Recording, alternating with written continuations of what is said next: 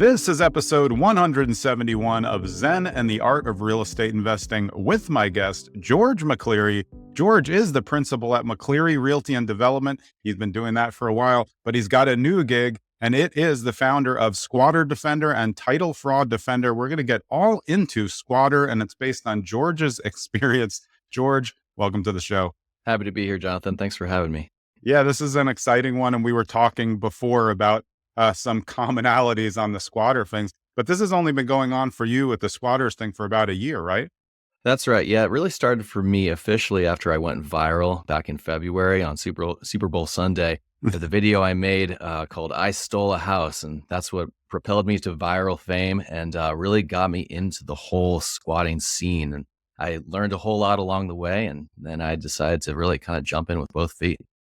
Yeah. Have you found that recently squatters have become more, I guess I wouldn't say call them popular, but more known? Or do you think it's something that's always been going on, but now it's just becoming more of a thing that people are paying attention to? I think that they've become a lot more emboldened is the word that I like to use. Yeah. Is they're really doing it without any sort of pretense of they're doing anything wrong. They're just, they're lying to homeowners, the police, and they're emboldened by a set of laws that really are not punishing them for committing what is an actual crime. And Yeah. they're gaining status as tenants due to lawyers that are going after them with the civil process rather than the criminal process. And that's just further emboldening them to collect cash for keys, get free housing, and not be prosecuted.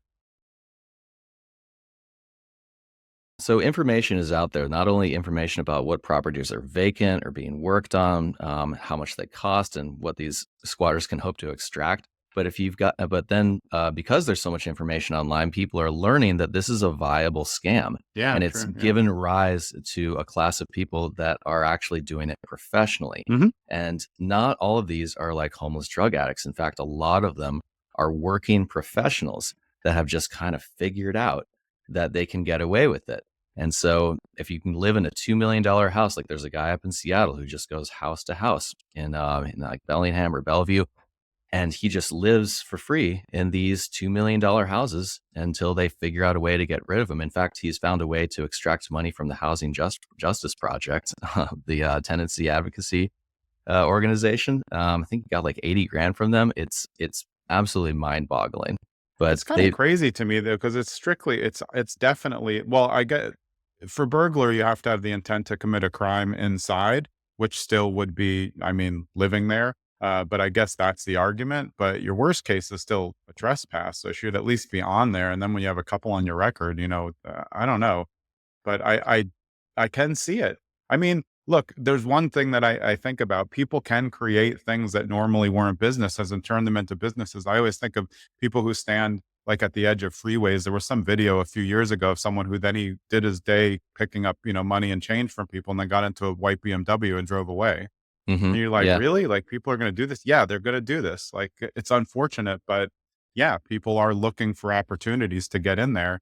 And as you said, they're not all, homeless or just trying to figure it out or struggling. It could be anybody who's just trying to take advantage. Yeah, no, that's one of the most shocking discoveries that I made during this whole journey is because leading up to this, I'd heard and I had friends who had squatters that were, not full blown professional variety, but, really verging on it. They get in there, they lie to the cops, no fake leases just yet. But then the more I dug into it, I found out about professionals. But leading up to that, all that I dealt with all my development projects and house flips was just like homeless guys who would go in there and I'd say, hey, wake up, it's time to go. And, slowly but surely they would make their way out. I never actually had anybody like really fight back, but I had to stand there and make sure that they actually did it. Yeah. So was that a squatter? Not really. This is just a guy who's looking for a place to crash and, wasn't looking to cause trouble.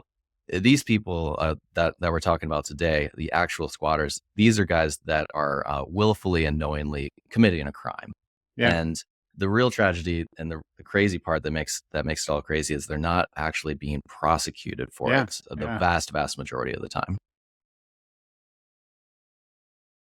Maybe if we see a website pop up that's like squatter offender and they're teaching them how to do it, maybe we go after that person. But I don't think that the rest of the people who are doing Maybe I'll squatting do as a that. It'll be business. my next profiteering option. Right. You've done one side, so like, hey, let's try the other side. That's the funny Um, part about that viral video is people actually thought that I was a squatter. yeah, It yeah, was real tongue in cheek. I'm like, hey, this is how I stole a house. I broke into the lockbox.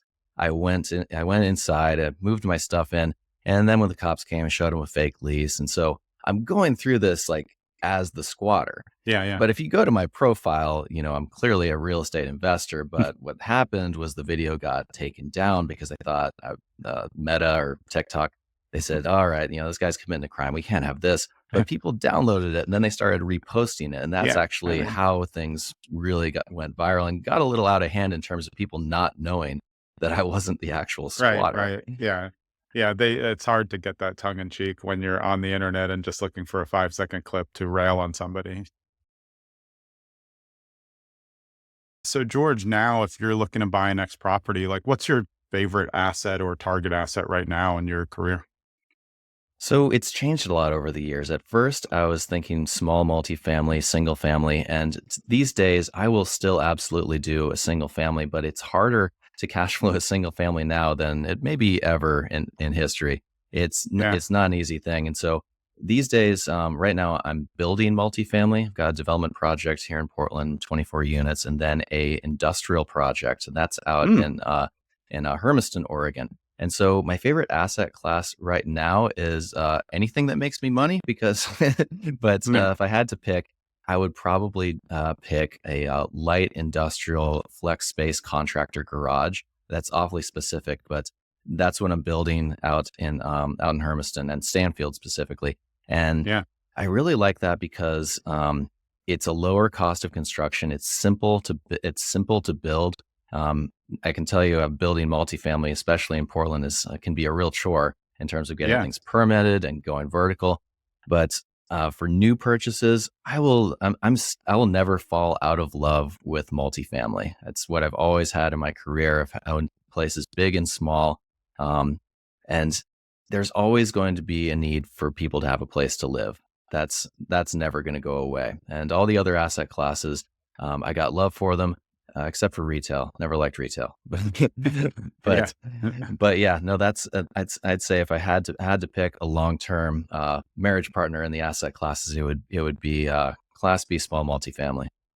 Yeah, that makes sense. So I like what you said about flex, though. We've had a couple industrial flex shows, and I think it's just, your cost to build is cheaper. The land cost is almost nothing because they're in these, quasi industrial areas, but now they could be almost anything. You could put a go kart place in there and they can make a lot of money. So I like it. I think it's an alternative now to what all the commercial assets that are going to be out there vacant. We'll see what happens with that, though. Absolutely. And I've lived in all these. I've lived in like a huge multifamily building, small multifamily, and a single family. And the reason that I'm never going to fall out of love with small multifamily is that, with a big building, you're going down a hall, up an elevator, down another hall, around the bend, and it takes you 5 minutes to get there from when you walk in the door. Whereas when I was Yeah. living in that duplex with the guy with the fruity pebbles, it took 1 second. I just rolled up and I walked right in, just like it was a single family house. And yeah, I had Yeah. a shared wall, and maybe my neighbors would make noise, but it wasn't as much of a thing. I only had one neighbor at the time. And then when I was like, with a fourplex, then maybe got a couple more neighbors. But it's not the same as having like, 150 neighbors and you got to go up an elevator 10 stories. Some people love Yeah. that. Maybe you'll get a view, but that's why I think it'll never go out of style. And that's why building duplexes, the infill housing that you're seeing these days, I think that's the way.